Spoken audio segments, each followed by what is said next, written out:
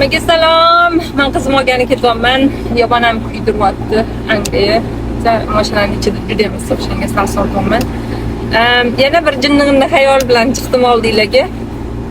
Iltimos baqirib ketmanglar. O'ranganlar balki o'rangan hijobga kirgan ayollar ko'proq bilsa kerak. O'ranishni maqsadini bilamiz hammamiz, obrat yopish, har xil ko'zlardan o'zini olib qochish. Lekin shu ro'molni biza akamiz, ukamiz, adamiz, erimiz, amakilarimiz, hattoki pochalarimiz oldida yechib yura olamiz, mumkin, ruxsat berilgan. Lekin anunda namoz o'qiyotganda shu xayol urib qoldi, o'lgur xayol buziladi bir va shuni so'ramoqchiman, nimaga agar mahramimiz oldimizda ro'mol yecha olsak, Alloh bilan birma-bir bo'lganimizda mana namoz o'qiyotganimizda Alloh bilan yuzma-yuz birma-bir gaplashgandek bo'lamiz, to'g'rimi? Namoz o'qiganimizda shu mahramimiz oldida agar ro'mol yecha olsak, nimaga uyda bitta o'zimiz mahramlarimiz ichida Alloh bilan gaplashayotganimizda ro'mol o'rashimiz kerak? Shu narsa qiziq bo'ldi menga. Nimadan o'zimizni bekitamiz yoki buni orqasida nima anaqa ma'nosi bormi yo'qmi, o'sha narsaga qiziqdim. To'g'risini aytaman, kitoblardan hali qaraganim yo'q. Sizlarning fikringizni bilmoqchi edim. Alloh bizni yaratguvchi, bizning ichimizdan ham tashqarimizdan ham hamma narsamizni biladigan mahramimizni yaratgan bir Alloh oldida nega o'zimizni bekitishimiz kerak namoz o'qiyotganda? Bunga men chin ko'ngildan toza yurak bilan qiziqdim. Iltimos baqib negativlar tashlab yubormanglar. Kim bilsa yozinglar, menga qiziq bo'ldi. Kim Starbucks yaxshi ko'radi? Yo'lda Starbucksga kirib o'tdim, yangi narsalar chiqibdi, hozir ko'rsataman.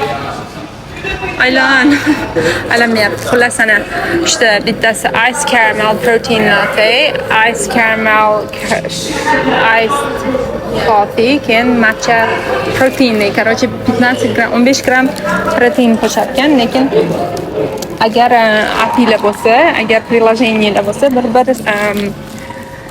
tekinga drinklar berib turadi. O'shanga hozir tekshirib ber, приложениемda tekin narsa bormi ekan desam, ha, tekin. Или bo'y razmer olsanglar bo'ladi. Короче, sredniy eng sevimli meni ichimligim bu jigarrang shakarda qilingan bug'doy sutli kofe. Blenderda qilinmaydi, просто yog' solib shaken deydi, unaqa shake qilishadi. O'sha narsa meni sevimligim, katta razmerda olib ketaman tekinga. Plus mana Starbucks ichimligim. Sevaman shuni. Plus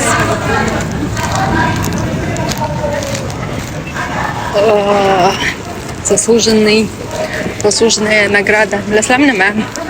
Men shunaqa deb o'ylayman. Bir o'zinglarni erkalab turishinglar kerak-da. O'zinglarni sevgan, masalan, bu narsa pechenkami, shokoladmi, qo'ylamanglar, bolam yemadi, men yemadim. Vaqtim yo'q, boshqa yo'q. O'zinglar uchun borib, o'zinglar sevgan narsalarni olib, o'zinglarni jonnajon o'zinglarni erkalab o'zinglarni sevib yuringlar. Kelinglar bilan kichkinagina raspakovka qilib beraman. Xullas, meni magazinga qo'yib yuborish mumkin emas. Qo'yib yuborsa o'tlab ketadigan odatim bor. Bu ham bosa o'zim uchun emas, qizim uchun oldim. Yoz keldi, yoz. Asal ana trikotajniy ko'ynechalar bo'ladi, o'shanaqalar chiqibdi-da. Sevardi shunaqalarni. Hech narsa kiymasa ham bitta shunaqa sevimli ko'ynagini topib oladi-da. O'shanda yuraveradi. Bu dvoyka edi. Ikkinchisi bunaqa rangli. Bu ham shunaqa tizan pastidan turadigan. Bir narsa topdim, bilasizlarmi? Bir narsa meni yoshligimizdan kim 80-yil, 90-yil kitayskiy ko'ynaklar bo'lardi, eslardan chiroyli mamlarda uzurlari bilan sarafanlar kiyardik, maza qilib. Qaraylar, men buni o'sha narsani eslatdi menga. Mana shunaqa sarafanchikim bo'lardi menda ham. Pasti sal uzuraman, unaqa naqsh, anaqa uzurlar bilan qilingan. Sevdim, shuni sevdim. Kattalarni bugungi oxirgi chiqishim Abishayu nervilardan buzmaslikni oldim. Yangi dala sezoni keldi. Mana shidani onam ko'rayotgan bo'lsalar, Yumiysanmi? Ishlar mumkin lekin bismillah.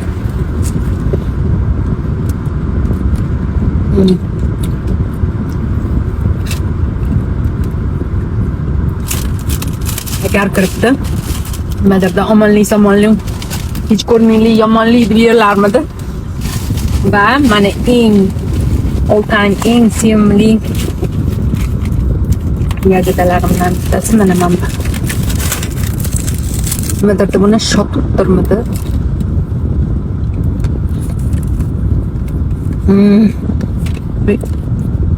Oldimga 1 kilo qo'yinglar, shuni 1 kilosini ketaman. Alhamdulillah. Ketdim qizim olgan.